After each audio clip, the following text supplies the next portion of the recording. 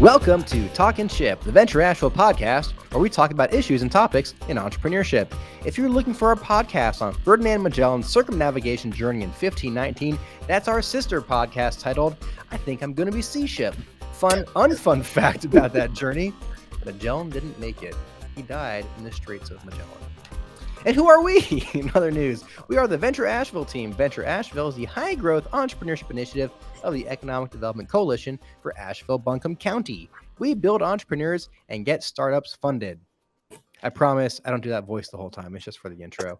I'm Jeffrey Kaplan, this ship's captain, director of Venture Asheville, and lover of, this week I'm a lover of NC Idea microgrants. NC Idea was a guest on a previous episode, and yesterday or 2 days ago, depending on when you listen to this week, three winners from our county were listed in the micro. That's got to be the highest micro grant win percentage. It's $10,000 per company out here.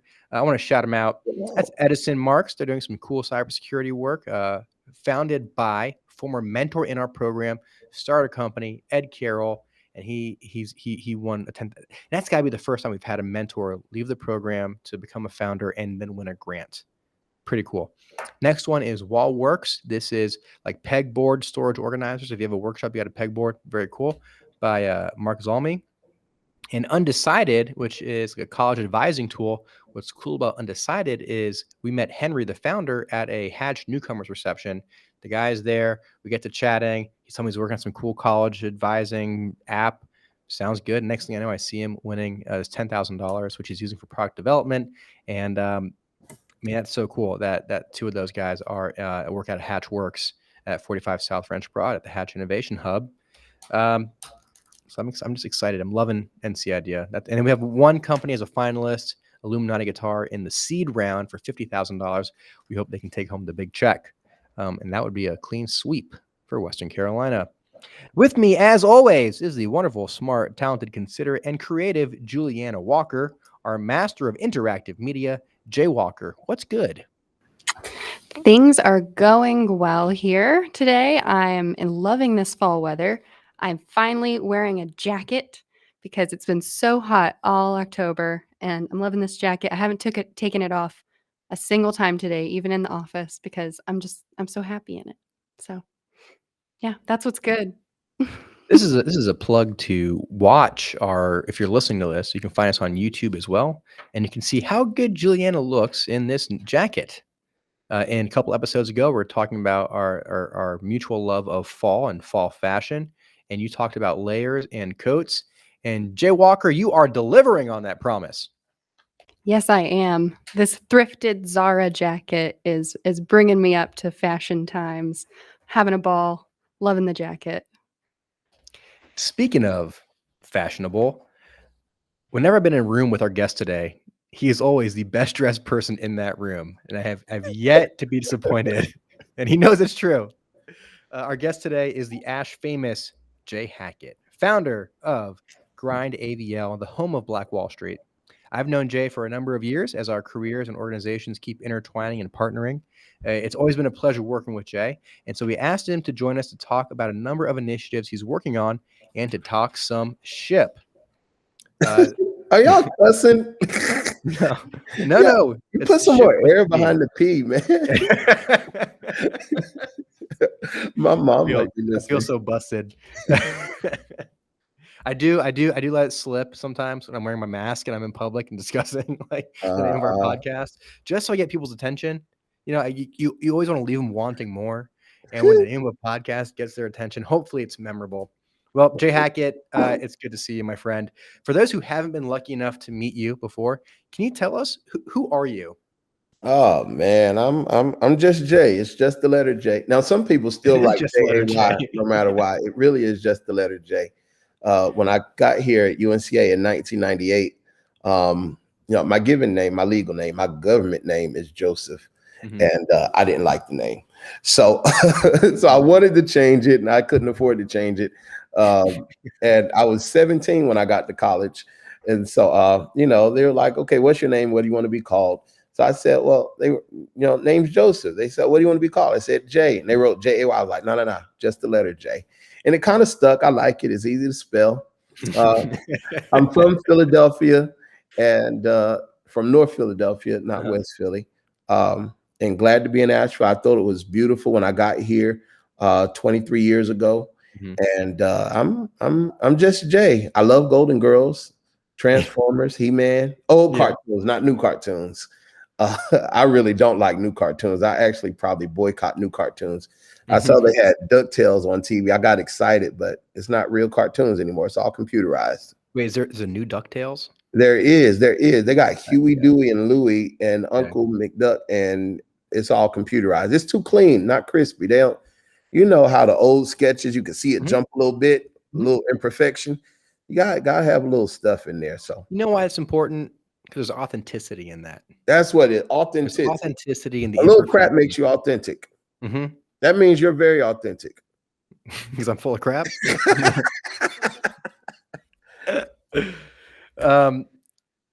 Jay, before we talk about the ventures you're involved in, you have an amazing spirit and personality. So I want to ask you a question we've never asked on our podcast before. Oh, man. Where does your entrepreneurial energy come from? Oh, I'm sure you've asked that before. I don't know exactly where or when it started, but I've always had it. I grew up in poverty, but it's not what people think. Like these days, we have really nice words. And we have this kind of us and them kind of thing where people start to feel bad for others. I grew up without a lot of money, but it didn't matter because we had a lot of fun. It was a lot of love. I grew up in a house where my dad was not there, but it didn't matter. I had love all around me. And so although we did not have money, we had everything we needed. But what happened is I started to go and see how people lived in other parts of Philadelphia. And then I came back to my neighborhood. And I grew up in a Puerto Rican neighborhood, a few blocks behind Temple University. My neighborhood was called 7th and Tioga. And it was predominantly a Puerto Rican neighborhood. Our elementary school taught in Spanish. And it was a pretty thick neighborhood in terms of Spanish culture, Puerto Rican Spanish culture specifically. But then I went to school in Center City, Philadelphia, Center City. And I started to go and see how some of the other people lived and worked. And I wondered, why was it that they lived like this? And I went back home to this.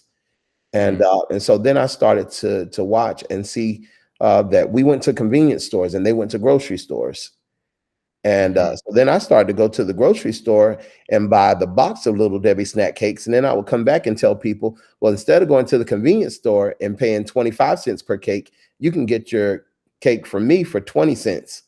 And I can go to the grocery store and get more cakes. So a box of 10 Little Debbies made me $2.50 and only paid $1 for it. And so I think that was like the beginning of entrepreneurship for me. Just going into other places and bringing resources back and charging so that I can make a profit. Now, what I like about the story is, we're going to get into how community focused you are. You were still doing right by your community, right? You weren't ripping, you were still undercutting the convenience store and they're selling 25 cents, just not at 20 cents. So you're still like taking care of your own, Yeah. While if you're going to buy it, might as well buy it from me. Don't buy it from them. Right. And the folks who owned the convenience store, they didn't live in the community anyway. They just came there every day and left. So speaking of the communities and the importance of community, tell us about Grind AVL. What was the impetus for this venture? Oh man, so Grind happened. One of my colleagues in the community, Chef Gene Edison, awesome man, wonderful entrepreneur.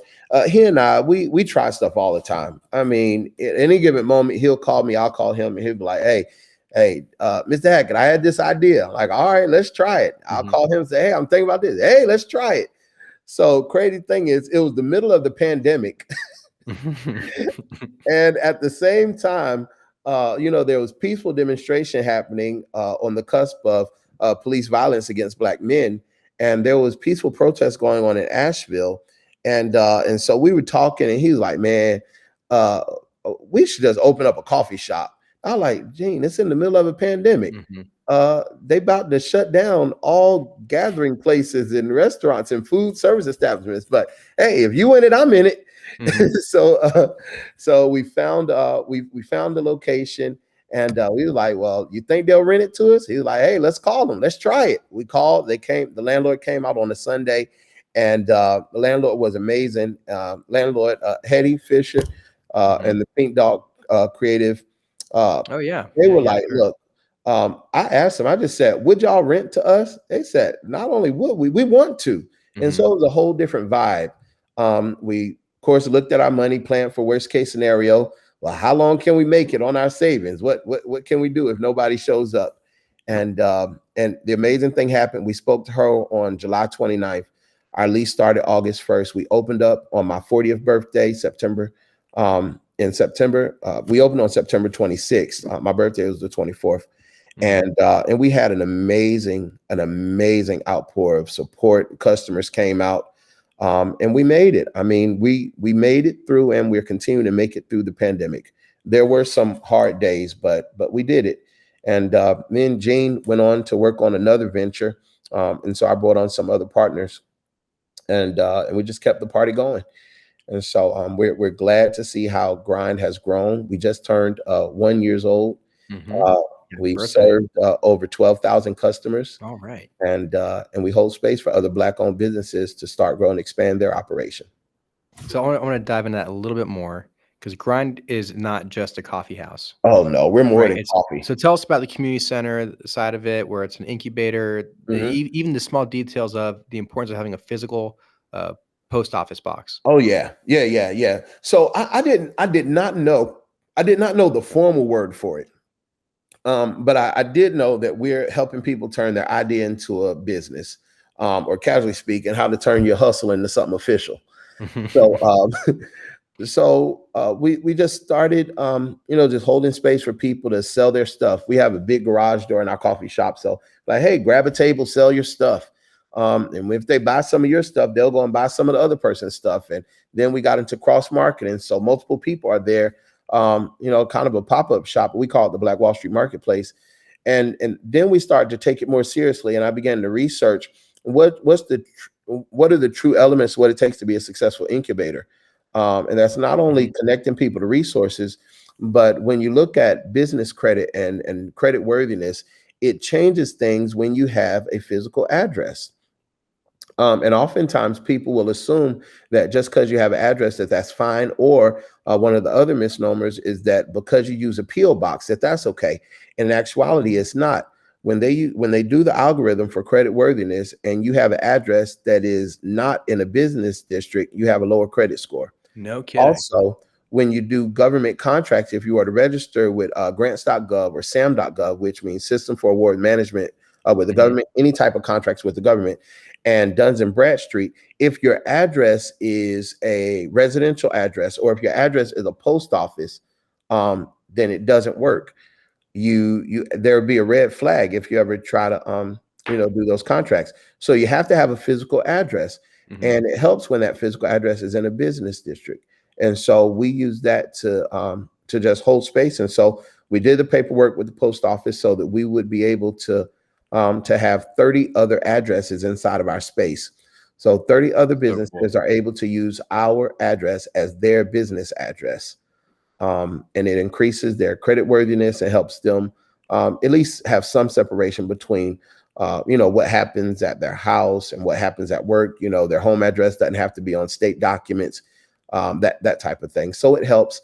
And then when you're dealing with starting your own business and you're working a 9 to 5, you need a place that after you get off of work for you to really go to work. And so we intend for Grind to be that space. So we got the mailboxes, we got the copy machine, we got the printer, scan, fax, all this stuff that's available for people that are part of the Black Wall Street cohort. Just some things that help you start, grow, and expand your business. So the way we define entrepreneurship is the process of leveraging resources to create value. Okay. And what I'm hearing is how you were able to look at a system.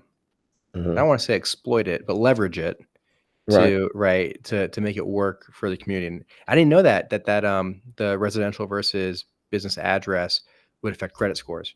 Yeah, it does. When you deal with business credit worthiness, of course, y'all know this, and I'm not an expert at it at all. I just been burnt a few times. Experience is a great teacher. Yeah, I didn't know why. And so people began to explain it to me. And so when you're setting up your business, of course, you want to set up your, do all your state stuff, but you want that address to be in a business district, and for that same address to be on your Duns and Bradstreet, on your sam.gov, especially if you want to do contracts with government entities, sam.gov, and it translates to nav.com and to Experian Business, and some of the other places that are utilized when people begin to evaluate you for business. And when you're part of a community where information has not transferred, and people that have been kept out of certain conversations in the way that Black folks have been historically, it's important that when you learn something that you take it back to the community. And that's what I try to do. When I gain a piece of information, I bring it back, gain some knowledge, bring it back. And then I find that people are actually interested in working together, that folks intend to be more unified than the public would perceive. I want to ask you about Black Wall Street. You mentioned a couple times already as a network. We'll touch on in a moment how it's getting so formalized. But did this emerge organically as you saw, hey, we just have all the Black business owners hanging out and grind? Or was this part of, I imagine you had some vision board on some like trifold paper, a map of North Carolina and 10 grinds. And then my ADD is so crazy. I've got about 35,000 vision boards in my head. And when I'm driving down the street, talking to myself, watching or listening to Golden Girls on YouTube, no, it has grown organically, and we're really just responding to a need. Right. Other people take it very seriously, and other people have formalized it. And of course, when I write about it, I have to write about it with appropriate grammar in English. But really, man, we just trying stuff and seeing what works. We throw it at the ceiling and throw it at the wall and see what sticks. And at the same time, we respond to what people need. So Black Wall Street, it had with it the understanding that when slavery was abolished, that Black people had skills, talents, and abilities that previously had $0 value to them except to other people, but now they could do it for themselves. And so communities and economies were built upon the work of Black people, and now they were able to do business. But because of separatism, they could not legally do business with white folks. And so they started to do business with each other. And so when dollars would come into Black communities, it would turn over multiple times. In Tulsa, Oklahoma, which is what we initially referenced, the Tulsa, Oklahoma massacre was the first city that was bombed by the U.S. National Guard. It was first city that was ever bombed in the U.S., and it happened to be bombed by its own military, the U.S. National Guard. And it all happened because of a lie. And it was based on hatred, because the Black folks have become so prosperous in and among themselves that there were people that remember, I used to own you and I used to own your family, and now you're financially independent. But Black folks have been doing business forever. Before we got to this country, since we got in this country, during slavery, and then post-slavery. And what we wanted to do with Black Wall Street was to honor history and build wealth together. And so we started to gather. We start to gather in our Monday night meetings. We said, well, all right, instead of having a whole bunch of single conversations, let's just get together every Monday night. All right. And let's limit it to an hour. And we need to connect with other people. So instead of just having multiple meetings, just tell people to come on Monday. And if you have a resource in the community that's available, come tell us about it as a group. Oh, we need to connect with each other. Well, let's use Facebook. Then my kids told me Facebook is for old people. So then we got on WhatsApp. And then they said, oh, you need a LinkedIn page. Oh, you got to have social media. I'm like, okay. You need Juliana Walker, and master of interactive media over there. That's what we need. Juliana, we need to talk. Just help us out. Because you'll see her next Monday. I don't have any hair, but my beard is turning gray, and we need you. Will you please come help us? Come you got my email. Yeah. So it's very organic. But one of the things that I do know about, I know that economies are like a body, and resources move, and they move throughout economies, and they move throughout the system. And as long as you're connected to the system, then resources are going to come to you and you can access them. But there are people who have been overlooked or marginalized, and they've been kept out for whatever reason. And I intend to create linkages and networks and help people plug into things that are available to them. And so that's why, I mean, I'm glad that you and I connected, and, you know, you throw me a piece of information, I'm going to tell people like that's the point, and bring those resources back so that folks can do more things. Research shows that a Black person that owns a business makes about 12 times more than a Black person who does not own a business. And this is like lifetime value created. Yeah. In their earnings. And that entrepreneurship is the quickest way for any marginalized person to establish financial independence and wealth. So we're glad to participate in it, and we're just doing what we can to keep the party going. So I'm going to share with you, I didn't prep you with this. We run a monthly founders luncheon for the Founders and Elevate, our mentorship program. It's 2 hours once a month. In the first hour, we have a guest speaker. In the second hour, we kick everybody out but founders to have like a closed, confidential, safe space. And we have what we call a wants needs circle, which we took from a group in St. Pete called the Entrepreneur Social Club.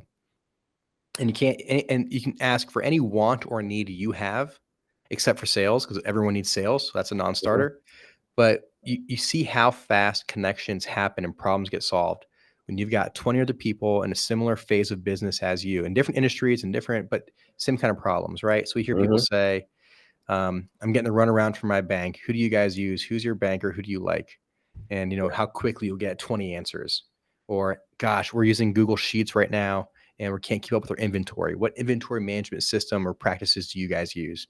And you get so many answers so fast. Or even simple things like, gosh, I need new headshots for the website. What photographers do you all like? And that's simple. All we do is tee it up, wants and needs circle. Here's the rules. Go around in a circle and ask for your wants or needs. And it's zero cost, super effective, and crazy amount of impact for the founders we work very closely with. So if that's a piece of information you can use and share, it's all yours, bud. Go for it. I definitely will. I think I need a wants needs circle right now. We'll talk about that next. All right, so I want to get back to Grind and the community, and I'm glad you brought up the Tulsa Black Wall Street massacre, which was 100 years ago this year, right? It was 1921. It was June 1921. And so with that, you know, in everyone's mind, very front and present, given the civil rights movement we're living through on the heels of, you know, George Floyd in 2020, your coffee shop is getting more well-known. Juneteenth is becoming a city and county official holiday. And I think some states have adopted it, and we may have as a country too. You had this idea for a Juneteenth celebration at Grind, which ended up becoming a huge just let's call it the blackest weekend in Asheville, right? And it became GRINDfest. Can you tell us a little bit about how just you took all these kind of values and the zeitgeist and the ecosystem that people are trying, there's all this energy and people are trying to focus it, and you said, hey, I got you. Let's do it. Let's do it. Tell us about GRINDfest. You know, believe it or not, me and Bruce were sitting down one day. The GRINDfest really came from we were like, all right, it's cold right now, and sales are not where we want them to be, and all of the Black businesses that are trying to get started, they're only getting the sales are just trickling in, right? We're like, man, it's going to be warm outside. We need to go outside, but it's too cold right now. It's going to be warm. Let's do something outside.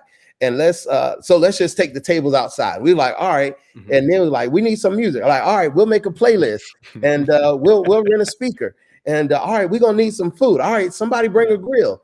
And then we're like, all right, well, what else can we do? And let's have some games. All right. And then we said, well, what we gonna call it? Well, we're gonna call it GRINDfest. All right, let's do it. And then it started to grow and started to build, and people took it more seriously than we did. And then AVL Today said Asheville's newest festival. I said, festival?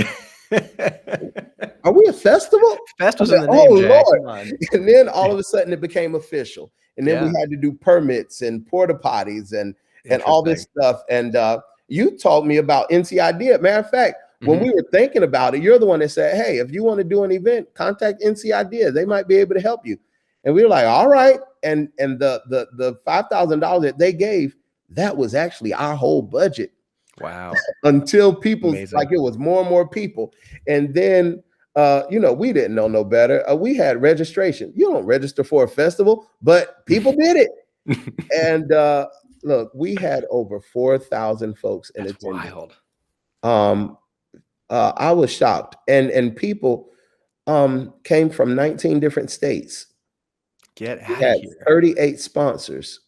And give us like the layout. Like it was a whole Crazy. street festival. It was coming out of the stores into It the was parking lot, right? All the stores on the block, all the artists, the studios. I mean, River Arts District is beautiful anyway, and Depot Street is booming and blossoming. But in every grassy area, we had tents. I mean, we had spades games, card tables, pork skins, frying, ice cream scooping. We had a seafood thing. We had yoga, and all this is led by Black folks. Yoga led by Black folks.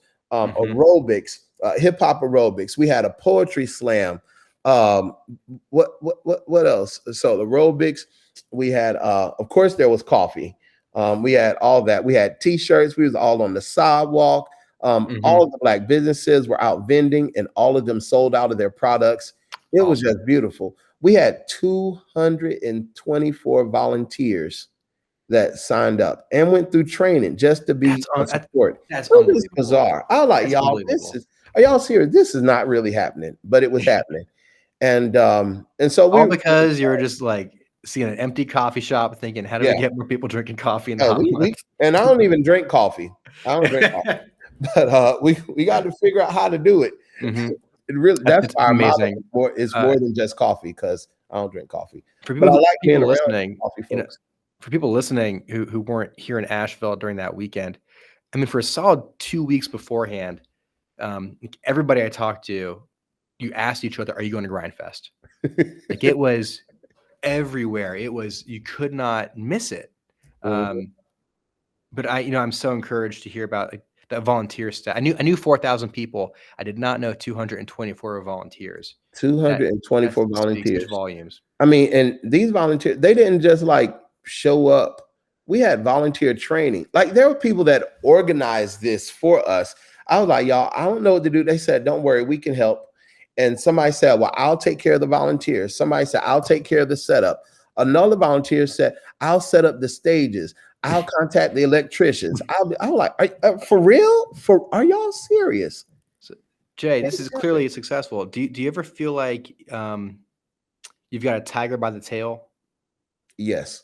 And then how do you establish trust with so many different people who are rushing to get involved and who are looking to help you? Is it from experience that you can trust somebody that you can say, yeah, you know what? Figure out the permit and get an electrician out here. That's something you don't want to mess up. Yeah, you don't want to mess it up. I have trust issues. I have big trust issues. We didn't go over all of my history, so we'll throw it out there before y'all research me and claim that I didn't say it. I'm an ex-con. I'm a convicted felon, and I went to prison for a business charge. I had a mental health company and had 500 clients and 150 staff members. And out of my 150 employees, a company I started when I was 26 years old, one of them did fraudulent paperwork. And because I'm the owner of the company, I was sentenced to prison, 4 years of federal prison, 3 years probation, and a $1.5 million fine. And I remember when I hired the guy and my gut told me not to hire him, but I did it anyway. And so I learned later on, like really, resumes are one thing, but you got to follow your gut. So there are still times that somebody has all of the bells and whistles, and I'll say no, thank you, because something about it isn't right. And I don't stress out about the something isn't right, and I don't make apologies for it. It's just, it is what it is, and I really don't care what people think about it. At the same time, I realize that there are more good people in the world than bad people, and folks really do want to help. And so learning who to trust. It's put your foot in the water a little bit and see what happens. And for things that are most important, I'm part of the beginning phases of it. And I do check-ins. I still do check-ins with my staff every day. And I have staff all over the world. But I do check-ins 8 o'clock every morning. no matter what country they're in. And I give people a chance to be creative. And I really appreciate humanity, and I'm inspired by what other people are doing. I'm encouraged by it. I'm like, oh man, that's awesome. So, when you have wonderful people around you, they come up with things, and you just kind of have to listen as well. I think that leadership is really about helping people manage resources. It's not so much of giving out a whole bunch of directions. It's let's see how this stuff and these things can fit together. So for all these volunteers, they all had ideas, and we figured out how to make it work, and whatever didn't work for right now might work for next year. Mm-hmm. Yeah. And you've got next year on the books for, I guess. Yeah. Yep. June 2022, right?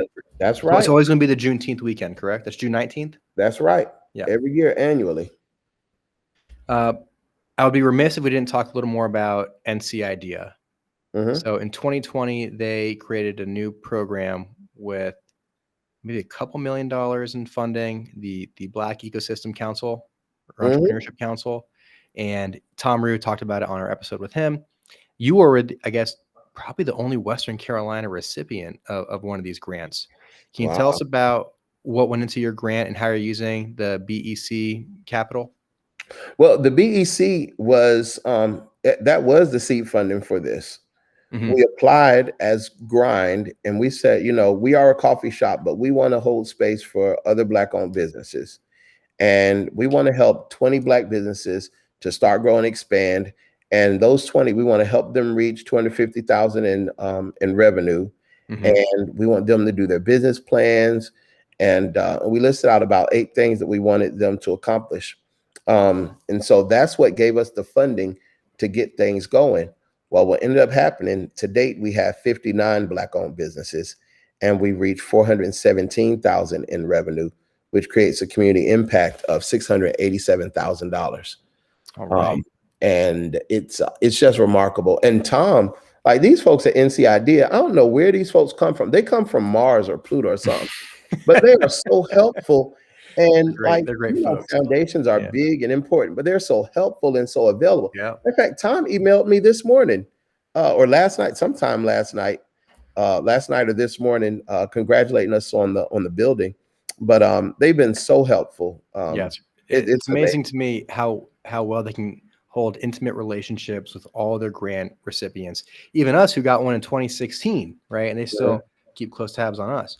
All right, so you brought it up. Let's talk about the news that came out yesterday. And let me put Jay Walker on the spot. I swear, Juliana, if this is not the first interview with Jay Hackett that goes out, I'm going to lose it. Like this is I don't know. Can we publish it right now? Anyway, I saw it. I think I remember you and I talked about applying for this months ago. I definitely remember talking about the building. Yeah. And then I saw this new beautiful picture of you in a new set of glasses, which I was hoping to be wearing today because they looked so fly. Tell us about the new opportunity and the future. I guess it's called the future of Black Wall Street in this city-owned building. Yeah. So one day I was at the coffee shop and I was walking out, or I don't know, my foot was probably messed up then too, where I was rolling out. And I got a text from Matt Raker over at Mountain BizWorks.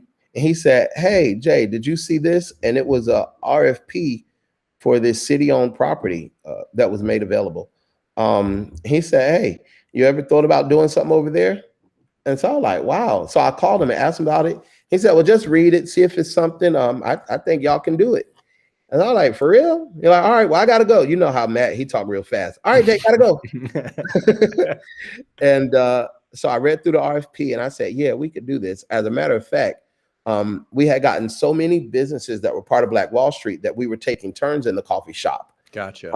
And you only had room for 30 addresses, but only a couple tables, I guess, a day, right? We only have 8 tables. And so 8 tables with 30, it was like, okay, we got to rotate. And then some of them were not physically there, but then we were taking turns. And we were like, well, what if there was a place where people could have their stuff and sell it, whether they're physically there or not? And if we had multiple places, like if you wanted to be there and put out a table, you could. So that's what we did. And so we applied, and you know how city government goes. We applied and followed the rules. It was hard. It was difficult. We made it by the deadline, and then they moved the deadline. They moved it up, and I was like, "What happened? What happened?" And they, they said, "We want to make sure it's equitable. We got to make sure that we get the word out." And so they gave a whole nother month. And I don't know who had not previously applied that applied now, but after the fact, I found that they had gotten 5 proposals, and they called in on a Friday afternoon and said, the staff has met and they decided to choose you to recommend for the building. And we were just astounded. We were amazed. We were like, man, this is ridiculous. This is awesome. And so after my screaming and everything, they said, well, calm down. It's not over. That's just staff recommendation. Now you have to go to committee. And so we went to committee. They said, okay, the committee agreed and recommended it to the full council. They said, well, no, it's not over. Now you have to go to council. Like, all right. So we're just waiting and trying to prepare for questions and stay positive and, just kind of keep our heads up. We were like, what's going to happen? And then at one moment I was like, just whatever happens. If we don't get it, so be it. Kind of brace yourself for the worst. And we showed up at the city council meeting, and I have not or had not by then taken any salary from Grind. And so we're just doing what we're doing for the good of the whole and really trying to uplift. Like, well, we'll save our money because if we do get the building, we're going to have to afford it for these 40 years. And I knew that. So in our cash flow, we planned it out. We got the city council meeting expecting to pay the full dollar amount. Do you know what that dollar amount was? Was that it was market rate for Asheville? Okay. Market rate for this building, because the bathrooms are public, so we don't really have exclusiveness of the building. Let me just pause right here and describe where this building is. So people who used to visit in the past or lived here a long time, it's essentially the old 12 Bones. Yeah, well, where 12 Bones used to be, but it's a brand new, beautiful building. Is it brand new? Old building. It's an old building that they made new looking. So it's beautiful. So we've had this, I think, 10-year, $50 million, maybe 15 million, one of those, $50 million riverfront renovation plan. It created new access. It created the greenways. It created parking and boat docks and all kinds of great stuff, or not boat ramps, all across the greenway. And in the middle of this thing, at like a core intersection where 12 Bones was knocked down. There was this old brick rectangular shaped building with a public bathroom. And I guess like big, essentially garage doors, and essentially it's like an empty, big rectangular building, brick building. And the city said, "Somebody want to do something here?" That's obviously watering it down and for effect. Yeah. But so of that, they got 5 proposals. They chose yours. They chose. And then you got into the bureaucracy of city government, where it was checkpoint. Like the hurry up and wait, and one more thing. And I was like, look, I can't do this. This is crazy. I showed up at the city council meeting, and some citizen, Lord Jesus, I can't call his name right now, but Mr. Wayne Scott, I just don't remember his first name. Mr. Wayne Scott had written in an email, and he had done research about city-owned property, and he pulled out the fact that the city owned the baseball diamond valued at $28 million and was renting it to the renter for $1 a year. And the citizen, Mr. Wayne Scott, he said, why would y'all do this for them and not give the same terms to Black Wall Street? And it stopped the city council meeting. Oh my God. And the vice mayor spoke up. They pulled it out of the consent agenda. They said, well, let's discuss this. And I'm sitting there like, whoa, like, this is crazy. Are you serious? This is happening right now. And they started talking. They pulled the lawyer in. They referenced the statutes, and they said, well, because we've already placed the notice out for $1,500, we want to continue with that lease. And in order for us to take possession for our, like we want it for our celebration and everything to get started, they said, let's go ahead and do it now. And then they are going to amend the lease, and they're going to offer the rest of it in a grant. So it will be $1. So you're getting $1 a year. $1 per year. Riverfront property at the intersection of, it's not Haywood, but it's essentially less than a mile from the coffee shop. Lyman and Riverside. It's right down the street from the coffee shop. Mm-hmm. It's right in the middle of this $50 million greenway development. Right. I mean, it's amazing. There's so much data out there about the effect greenways have on local businesses that people can walk to. Mm-hmm. They can see and walk to a physical place from the greenway. Those people do incredibly well. We've seen a lot of that in Atlanta, for example. So you got 59 companies. Is each one going to have like a desk and a stall? Like what should we expect to see at Black Wall Street? Oh, you should expect a type of visitor center, like a gift shop, with a lounge area and food trucks outside, all sourced from local Black people. And so when you come in, you'll see racks of things on the walls. You'll have there'll be digital screens so you can see local Black business owners. We've planned for an interactive digital board where you can actually tap something like what's going on in Black Asheville, and you'll be able to see what's happening, events that are going on. On any given evening, there'll be events. So one of our local entertainers, Joe Green, has already planned out comedy shows and events. We already planned out jam sessions, poetry slams, even something for singles, speed dating. You need an app to facilitate your speed dating. I can talk to you offline. But yeah, it's going to be a lot of fun. There's going to be something new going on there every weekend, and different products every week. So and available for rent, right? So if you live in town and you're looking for an event venue, this will be available. It will be. It will be available. Go ahead and contact us if you want to have your event there, your wedding, your event, your party, whatever that is. Go ahead and contact us so that we can secure the place for you. But this is it. It's Black Wall Street, and the most important thing when you come inside, whether you come inside to shop or whether it's your event, the walls are going to be covered with references to the Black business history of Asheville. Asheville has a lot of entrepreneurial spirit and a lot of great business development programs and organizations.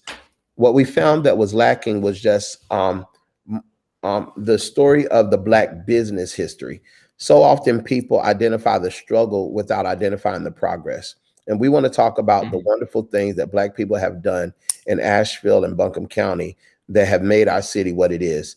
I call it the rest of Asheville, the other side of the postcard. Asheville has so much more to offer than just the Biltmore House, and it's a beautiful place. But Asheville has much more to offer, and it's continuing to produce amazing talent and people that have amazing things to give and to share with the public. Before we go, can you share with us one story of one of your members of Black Wall Street? Yeah, and we have so many of them. One of them was Miss Kim. We just love Miss Kim. Miss Kim is just one of the sweetest people. She had actually decorated the tables for the Black Young Entrepreneur Weekend. She decorated the tables and made candy. And we were like, man, you made this? She's like, yeah, I made it at home. And I'm like, wow. And she had chocolate covered this and chocolate dipped that and sugar frosted this. And it was amazing. And this candy bars that were like personalized. They had people's pictures on it. It was amazing. Wow.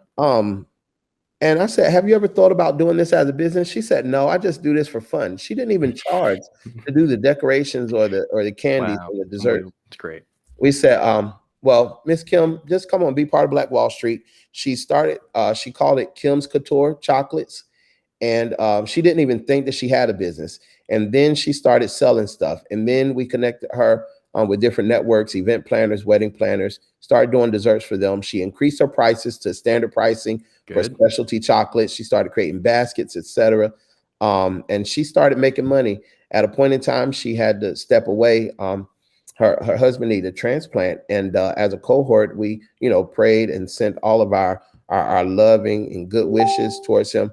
And Miss Kim has effectively started her business in the middle of a pandemic, increased her prices, and this time last year, she didn't even consider it a business. Unbelievable. That's awesome. That's the power of entrepreneurship, the independence and upwardability it creates.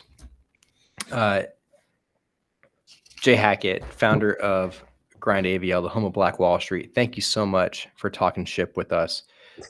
Juliana Walker, I hope you learned something today. Do you have any questions for Jay or myself? No, I don't have any questions. Just thank you so much for joining us. And it was just great to hear about your journey and everything you're doing. I love Grind, and I can't wait to see Black Wall Street. It's going to be awesome. Oh, yeah, it's going to be amazing. So come on by, grab a cup of coffee. And for those that, your business friends, go ahead. Don't wait. Go ahead and buy a coffee break so you can have our coffee deal for just $9. You and your group of friends, go ahead and buy it now. And if you're out there, if you're a Black business owner and all you have is an idea, Black Wall Street is for you. You don't need to go it alone. You don't need to go through it by yourself. Come on and connect with family and let's honor history and build business together. And if you're not in Black skin, but you want to support, you want to come alongside, you want to partner, reach out and let's see what we can do to collaborate. Let's share resources and make the whole thing better for everybody. Couldn't have said it better myself. Jay, thanks for talking ship. All right, now, bye-bye, y'all. See ya.